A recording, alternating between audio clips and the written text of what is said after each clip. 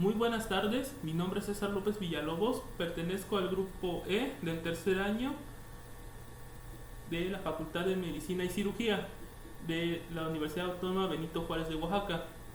Esta presentación pertenece a la materia de inmunología y lo que voy a hacer es presentar el tema de inmunidad innata a partir desde principalmente lo que es desde la filogenia hasta algunos tipos de receptores, y empezaré con lo que es la filogenia.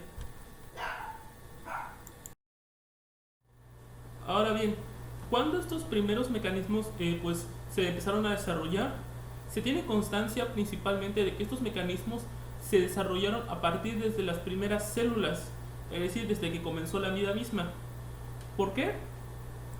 Bueno, se teoriza principalmente de que estos mecanismos lo que hacían era discriminar lo propio de lo impropio, es decir, qué elementos pertenecían a la propia célula, que eran células muy básicas, principalmente lo que son bacterias, que siguen sobreviviendo hasta el día de hoy,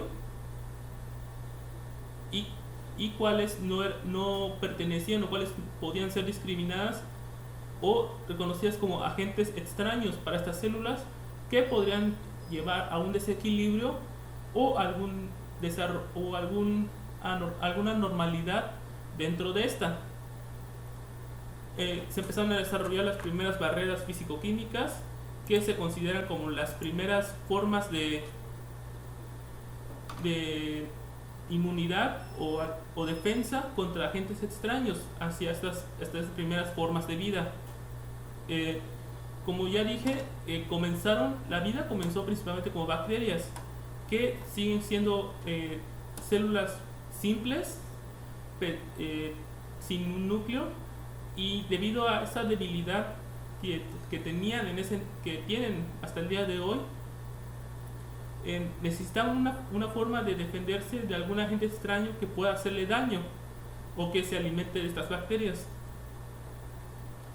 De ahí fueron desarrollando sus primeras barreras, principalmente lo que es una membrana lipídica, es decir, de dos capas, y, y formas de discriminar agentes extraños que no sean nutrientes, que son los que necesitan para vivir. Ahora bien, cuando este sistema se fue perfeccionando, con el desarrollo de los primeros seres multicelulares, es decir, esas pequeñas células que eran individuales e independientes una de la otra, se fueron agrupando para crear sistemas más complejos, de ahí y crear seres más complejos a partir de estas células que se empezaban a unir. Al haber una conjunción de estas células, de estos seres multicelulares, estos seres necesitaban barreras más fuertes, barreras más perfeccionadas, por así decirlo, para que estas pudieran sobrevivir al entorno que va a estar lleno de seres exógenos que podrían hacerle daño a estos nuevos seres que se fueron desarrollando a partir de hace 500 millones de años aproximadamente, cuando se diversificó la vida en seres más complejos. De ahí comenzaron barreras más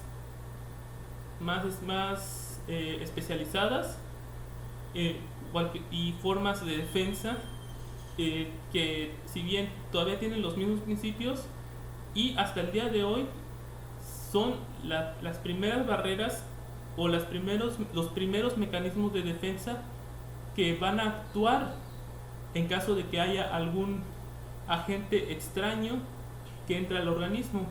Ya cuando este agente extraño logra pasar estas primeras defensas, es cuando entra en acción lo que es el sistema adaptativo, que se fue especializando. ¿Qué quiere decir eso? Que especializar se refiere a que se fue haciendo cada vez más específico para ciertos patógenos, para ciertas células, para ciertas toxinas que fueron llegando al sistema, y esto hizo que el sistema sea muy específico entre, entre especies y hasta incluso entre los propios seres pertenecientes a una misma especie. Pero bien, el sistema adaptativo es un tema muy aparte. Lo que voy a hacer va a ser centrarme principalmente en lo que es el sistema inmune innato. Pero para entender el sistema inmune innato tengo que saber cómo fueron estas primeras barreras. Como lo dice, son barreras fisicoquímicas. Como ya dije, empezó con la membrana y la membrana lipídica, y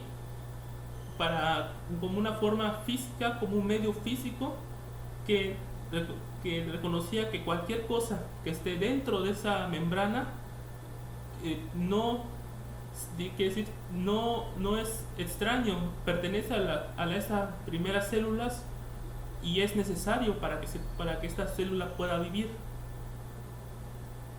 Además, discriminar estas barreras tienen estas primeras barreras tenían la función de discriminar qué es bueno y qué era malo, es decir, principalmente a través de medios físicos, a través de receptores químicos, a través de receptores químicos, para distinguir qué agentes podían hacerle daño a estas primeras células y qué agentes no eran dañinos.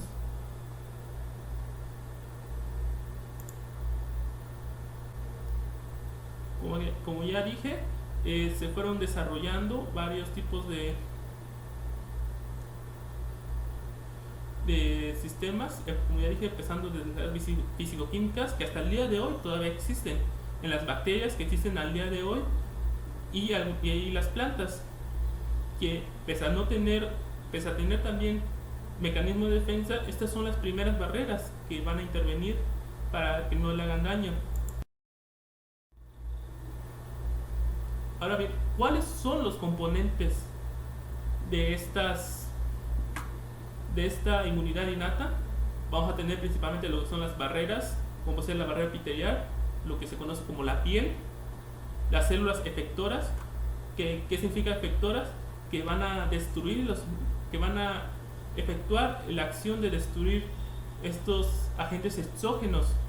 Es así como le voy a llamar a cualquier patógeno que entre al organismo, células exógenas y proteínas efectoras. Ahora bien, las barreras epiteliales van a estar compuestas por integridad, que va a ser la prevención de la entrada del microorganismo. Uno de los más famosos sería los famosos vellos nasales. Estos vellos nasales lo que van a hacer capturar estas partículas que puedan hacerle daño al organismo, y así evitar el paso hacia, por ejemplo, lo que son los pulmones, lo que son la tráquea, y provocar problemas. Vamos a tener los péptidos antibióticos, que van a destruir los microorganismos de manera endógena, y los linfocitos intraepiteliales, que al igual van a tener la función de destruir los microorganismos que puedan pasar estas primeras barreras epiteliales. Ahí tenemos las células efectoras, que por orden como de activación, tenemos primero los neutrófilos, que van a tener la función de fagocitar, es decir, de manera vulgar, van a comerse a estas células exógenas, estos agentes exógenos, y los van a destruir en la primera fase de lo que es la infección. Vamos a tener lo que es el monocito y los macrófagos, que van a hacer lo mismo, fagocitar, es decir, comerse estos agentes y destruirlos ya en una fase más tardía, y van a tener lo que es la secreción de citoquinas, que más adelante se les voy a explicar, y las células NK, llamadas Natural Killer. Estas van a destruir a células infectadas, como infectadas por algún agente que haya sobrepasado las primeras barreras epiteliales, se haya establecido en la célula, y estas células infectadas van a presentar antígenos que van a ser como señales para que estas células puedan actuar.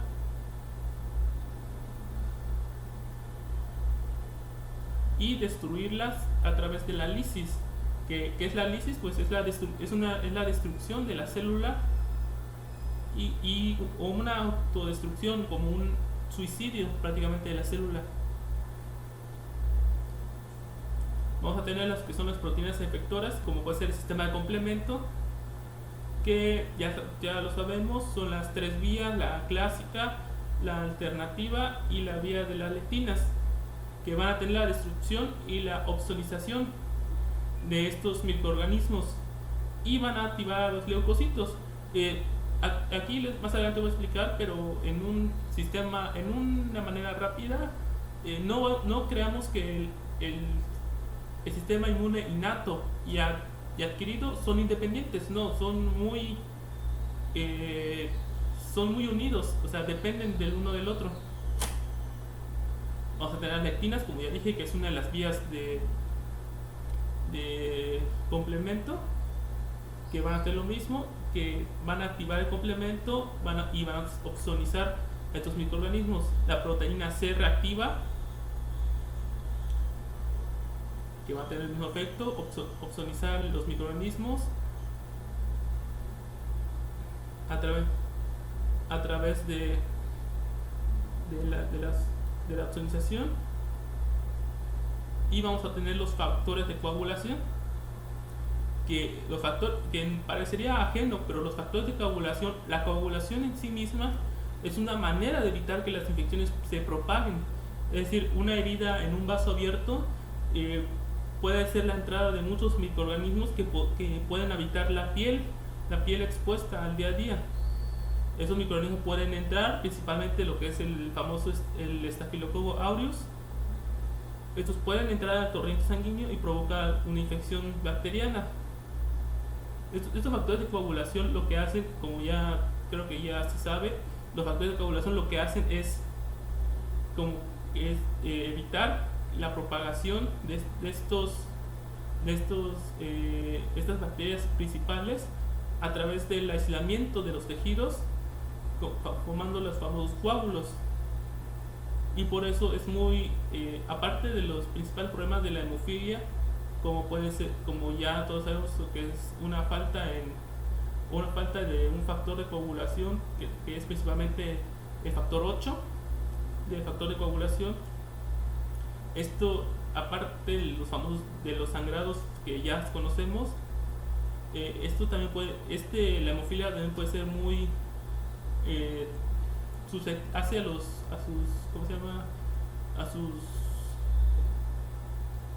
A las personas que lo padecen, a los que los padecen, la hemofilia los hace muy susceptibles a infecciones de tipo bacteriana, principalmente del Staphylococcus aureus.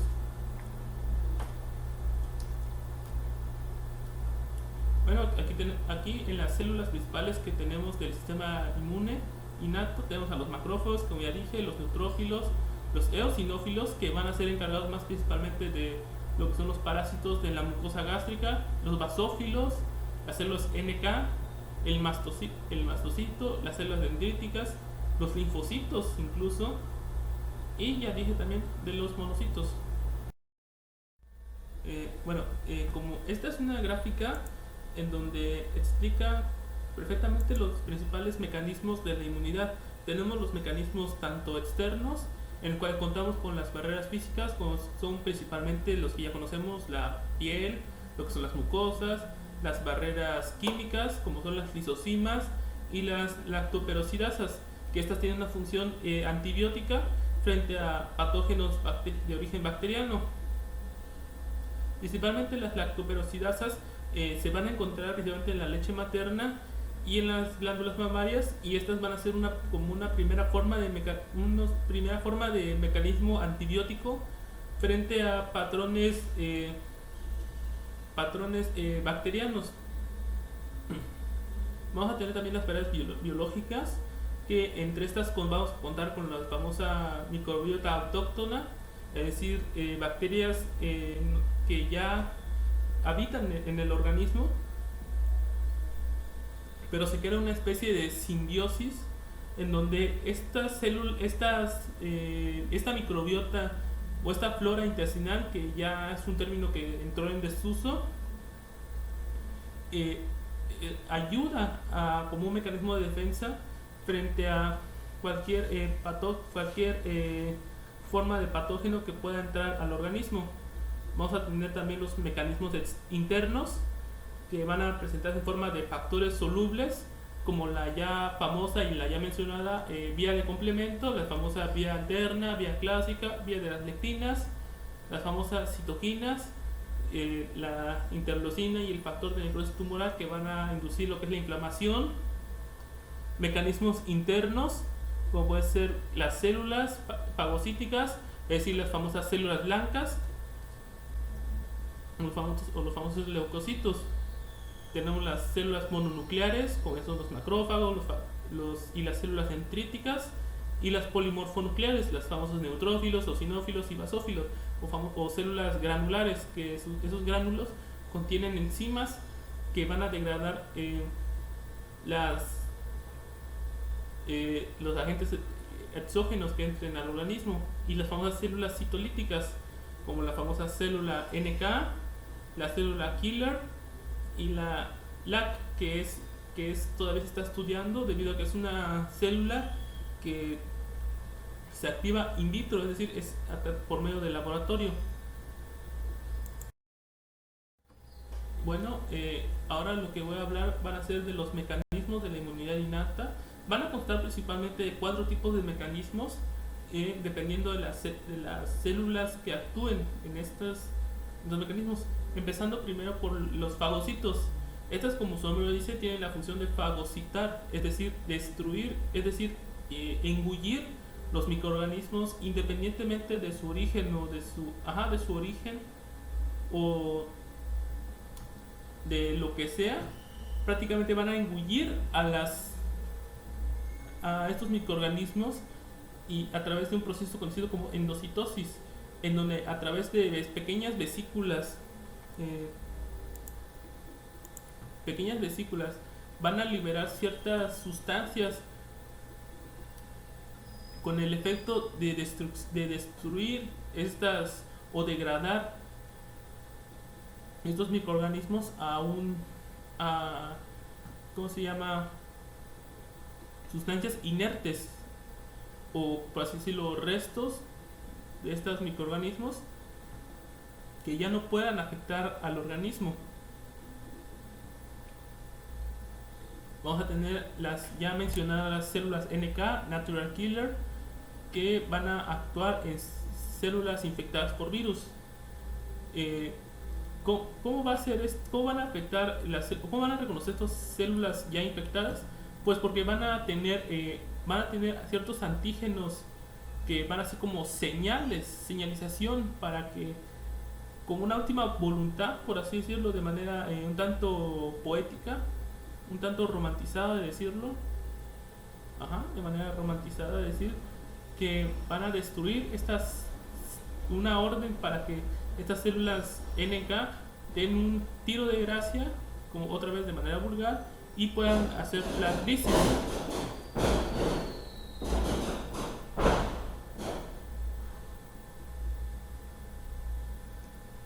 Esto de cierta manera puede recordar de cierta manera al antiguo Japón, donde he encontrado un cierto paralelismo, que puede ser idea mía nada más, del famoso seppuku, que es un suicidio ritual cuando un antiguo samurái fallaba su misión. Es cuando el seppuku fallaba o no moría de manera instantánea, le pedían a un tercer sujeto que lo suicidara, que lo matara, o así rematarlo con su katana, y así terminar con su sufrimiento. De cierta manera, este es prácticamente un paralelismo que yo principalmente encontré, pero de que no hay, pero es todavía idea mía. Tenemos las citoquinas, que como su nombre lo dice, van a ser activadas a través de reconocimiento de los microorganismos con lipopolisacárido, las famosas bacterias, que estas van a ser reconocidas a través de CD14 en los linfocitos, que va a ser los linfocitos B. ¿Qué va a hacer esto?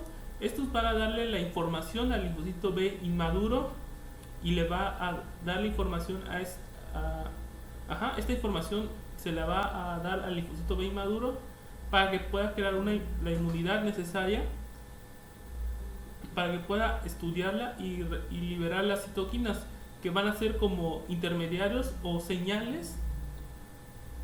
Principalmente las citoquinas van a ser el factor de necrosis tumoral, que va a actuar principalmente al neutrófilo, y esto va a dar lo que es la inflamación.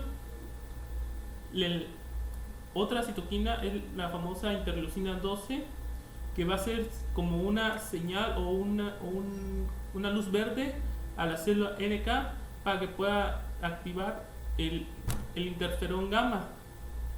Este interferón gamma lo que va a hacer activar a los macrófagos, y estos, con la información ya dada, puedan destruir a los microorganismos como el lipopolisacárido, en este caso, como ya dije, que es el antígeno que va a reconocer el linfocito B. Y una vez que se llegue, a ver, daré un esquema. Como dije, con lipopolisacárido va a ser el antígeno, va a ser conocido por CD14. Esto va a ser la liberación de citoquinas. Dos famosos van a ser la interleucina 12 y el factor de necrosis tumoral. El factor de necrosis tumoral lo que va a hacer liberar al neutrófilo para que lleve a cabo la inflamación. La interleucina 12 lo que va a hacer liberar la célula NK, y el interferón gamma va a activar lo que son los macrófagos. Estos macrófagos, ahora ya con la información necesaria, van a atacar estos microorganismos, y con la información ya dada podrán actuar en contra de ellos.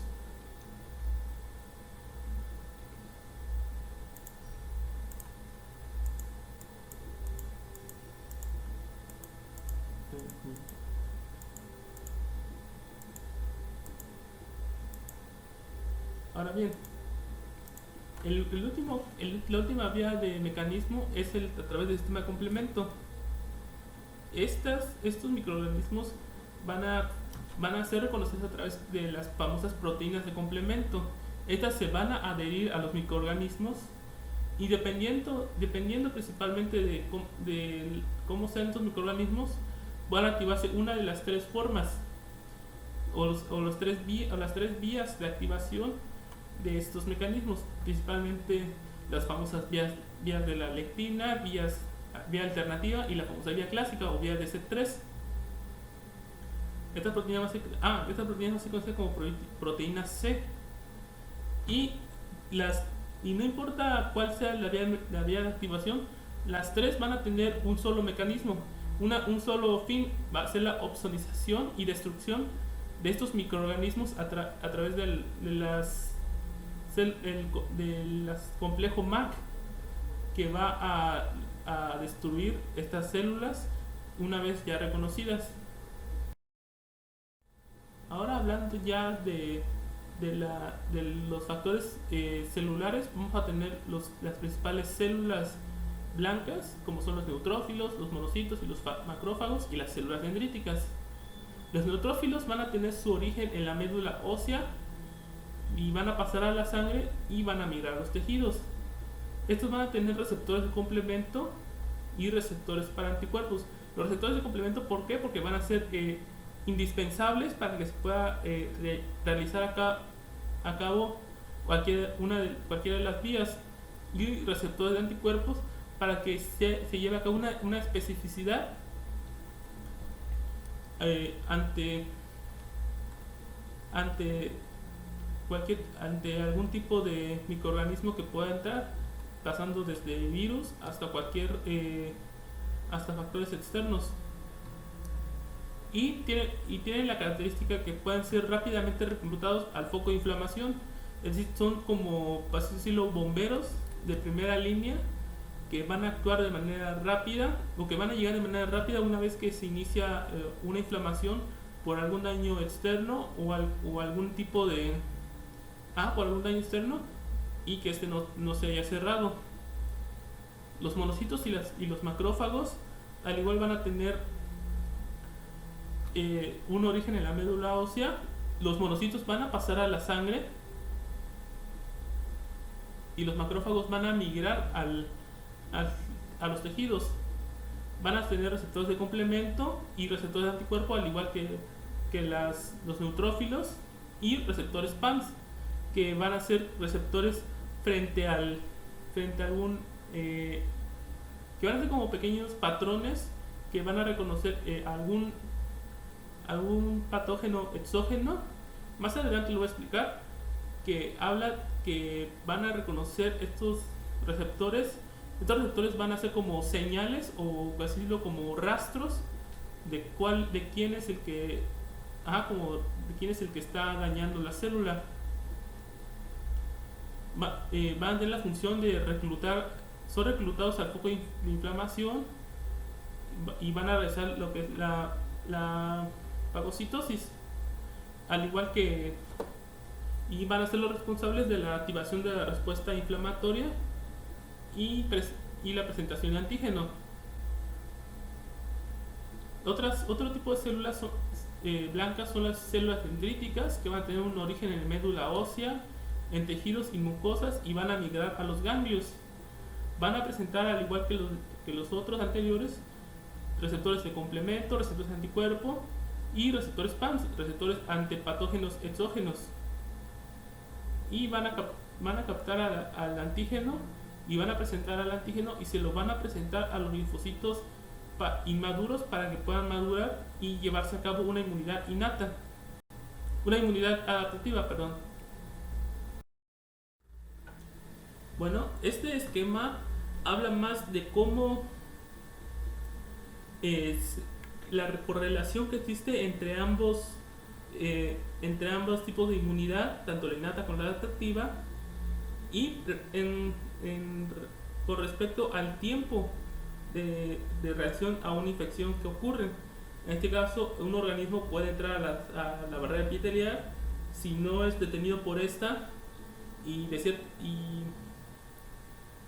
puede ser fagocitada, puede activar el complemento o si en caso de que entre a una célula y la infecte, esta será destruida por las células NK o los natural killer. La inmunidad innata va a tener un tiempo relativamente corto, mayor hasta 12 horas, y va a ser, como ya dije, es la primera respuesta que se da frente a la entrada de algún agente extraño al organismo. La inmunidad adaptativa es un poco más tardada debido a la alta especificidad que va a presentar. Por ejemplo, los linfocitos B tienen que reconocer primero a los microorganismos y ya desarrollar una especificidad derivada que va a derivar en anticuerpos ya específicos para qué tipo de inmunidad va a presentar. También los linfocitos T, y que también van a presentar una respuesta ya especial y ya específica hacia estos tipos de infecciones.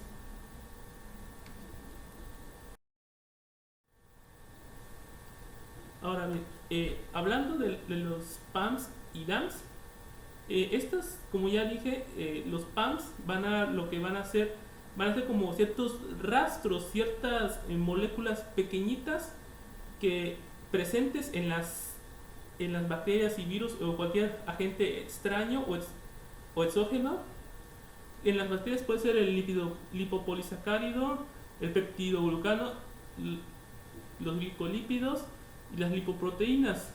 En los virus pueden ser el RNA y las envolturas proteicas. Es decir, cualquier pequeño son como migajas, por así decirlo, migajas de pan que van a reconocer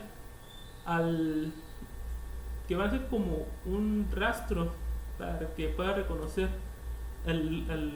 para que el antígeno, para que se pueda realizar el reconocimiento.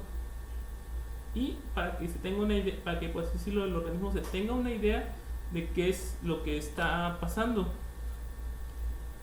Y los DAMs, que en vez de ser rastros o señales de algún agente extraño, los DAMs son señales de algún daño a una célula ya, a una célula, es decir, a una célula que está bajo estrés, como puede ser la isquemia o la hipoxia, que son como señales, o así son como rastros a una señal ya interna, y donde necesite una respuesta tumoral ante este tipo de daño, y puede reaccionar de distintas maneras. Puede reaccionar tipos de células, desde las dendríticas, las células NK, los macrófagos o las neutrófilos, que van a dar una respuesta inflamatoria, van a liberar las citocinas y las quimiosinas, va a activar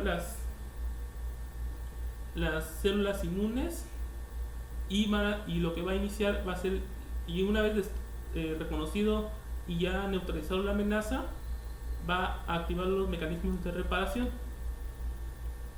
Aquí tengo otra imagen. En este caso se puede ver al patógeno, va a liberar los PAMs, como ya dije, va a hacer cualquier pequeño rastro. Estos pequeños rastros se van a reconocer las células presentadoras de antígenos, y estos se las van a llevar a las células T para presentarlos y llevar a cabo y este antígeno se lo va a llevar a las células T para llevar a cabo el reconocimiento. También se va a llevar a cabo en los macrófagos y en los polimorfonucleares, es decir, los neutrófilos y los eosinófilos, para llevar a cabo si esta respuesta, como una primera respuesta, y reaccionar de primera mano. Y como ya dije, los NAMs son rastros o son señales frente a un estrés de una célula dañada que no va a presentar una célula sana. Y estos NAMs se van a llevar otra vez a la célula presentando antígeno y a la célula T, y al igual a los polimorfonucleares y a los macrófagos. Y como ya dije, van a llevar la activación de las citocinas y las quimiosinas, el reclutamiento de células inmunes, como ya dije, los macrófagos y los polimorfonucleares, la inflamación, la inmunidad adaptativa, en este caso con el reconocimiento en los receptores PAMs, en los receptores DAMs y PAMs, y van a llevar a cabo la reparación del tejido en el caso de los DAMs. Ahora bien, ¿cómo se va a llevar a cabo en estas células blancas? ¿Cómo se va a llevar a cabo este reconocimiento de qué es lo que está pasando? ¿Quién es el extranjero o el extraño que está atacando a nuestro organismo? En este caso va a tener receptores, principalmente los famosos TLR y las lectinas, que van a estar presentes en la membrana plasmática. En el citosol va a estar presente el NLR, que va a reconocer también a bacterias. Las lectinas principalmente van a reconocer a los polisacáridos fúngicos, y los LRR va a reconocer al RNA viral. Y adentro, en los endosomas de estas células, también va a llevar otros receptores también de tipo TLR, que van a reconocer el DNA y el RNA viral.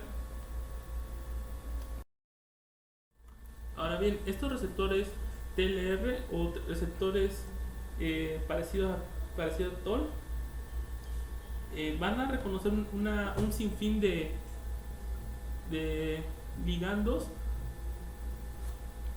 que van a reconocer las señales de diversas, por ejemplo, bacterias, puede ser incluso virus y hasta algunos hongos. Van a estar presentes principalmente en la membrana plasmática, en la membrana del endosoma o de los fagosomas, o pueden estar libres en el citoplasma, como es en el caso de los NLR. Principalmente vamos a tener los receptores TLR1 y 2, van a tener ligando en las lipoproteínas bacterianas. El TLR2 a 6 igual va a ser proteínas bacterianas. TLR4 y además de CD14 van a reconocer lo que es el lipopolisacárido de las bacterias gram negativas.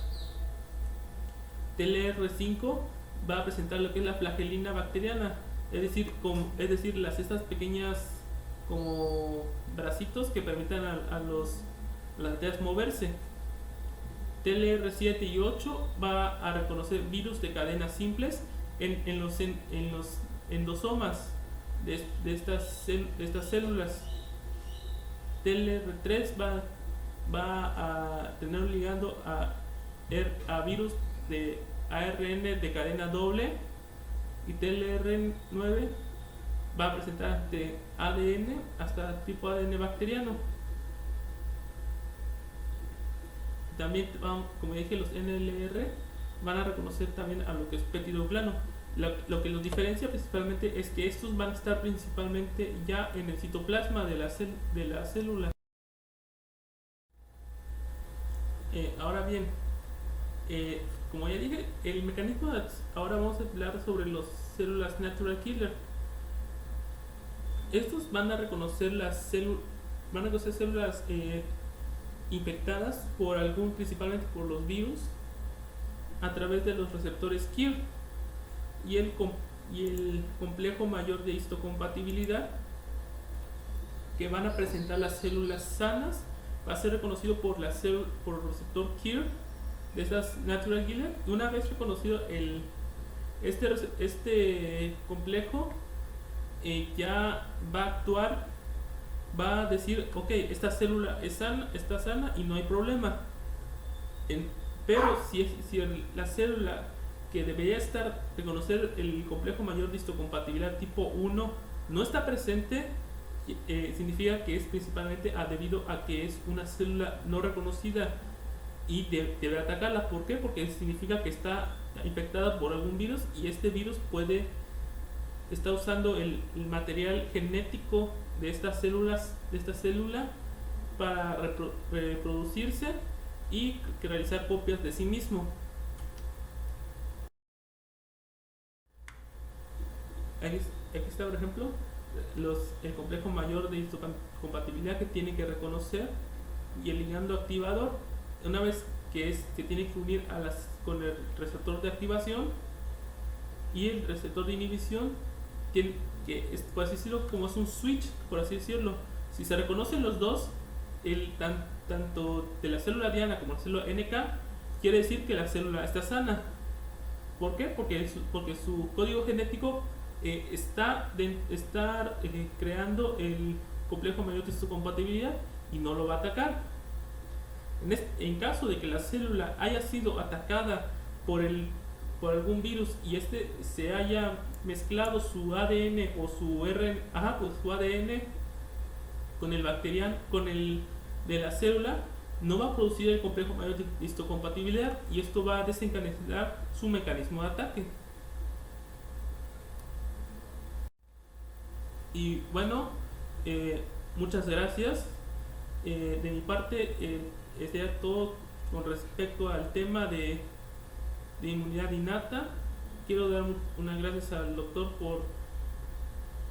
por recibir esta información, por darnos esta información, y agradecerlo más que nada por su apoyo a querernos enseñar, porque es un tema que, si bien se oye bastante simple, tiene su gracia este tema y es muy importante, debido a que es el primer mecanismo, como ya dije, el primer mecanismo de acción hacia un agente extraño. Así que muchas gracias y hasta luego.